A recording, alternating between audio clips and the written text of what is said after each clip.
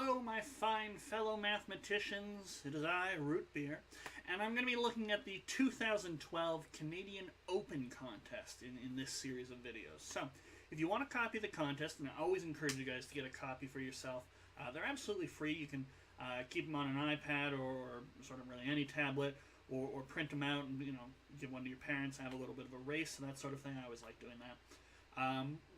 If you'd like a copy, you can click the very first link in the description, as with all my videos. Get a copy of this contest for yourself, and then you can try the questions out. And, of course, the solutions are up online as well, but you can also watch my videos. I try and do sort of a, not step-by-step, but more of a, I'm just looking at the questions and trying to discover and learn things out and try and approach the questions as blind as I can, so that I can more share not exactly how, or not exactly what the solution is, but how maybe you might approach questions. And that's the point of these videos, and every once in a while you might pick up a different technique or two, or you might hear something that you think, maybe I should look into that.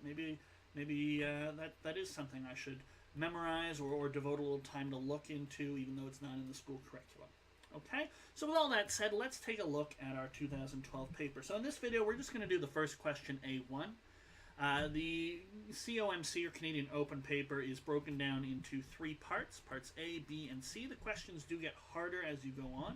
You should be aware we have 2.5 hours to do the open paper, and things like calculators are not allowed. So this is a little different than, say, some of the other contests on my channel, like the Waterloo contests always allow a calculator. Okay, you should show your work. Okay. Little things to note, A and B, you don't actually have to show your work. You can get full marks just by having the right answer.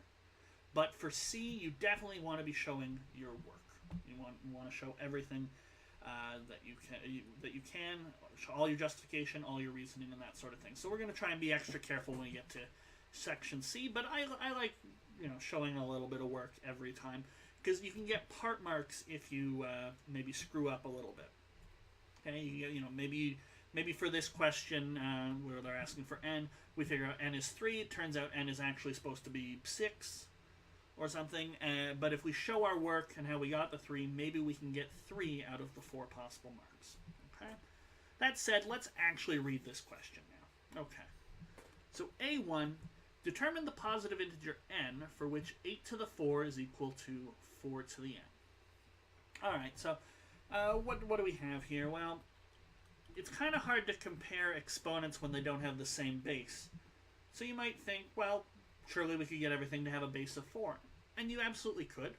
I don't think it'll be that hard to get a base of 4. So what would you do? You'd do 8 squared squared, and then that's 64, which is 4 to the 3, so 4 to the 3 squared, and that sort of thing.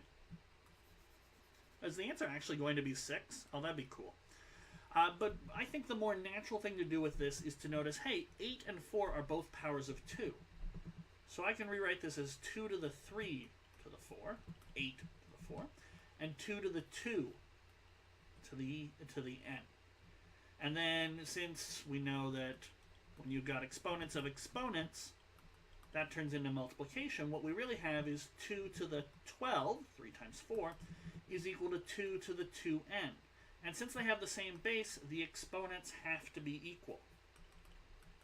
So 12 is 2n, and look at that, n is 6. That was a complete fluke. I was just trying to pluck numbers out of my head just for an example there, but yeah, n is equal to 6.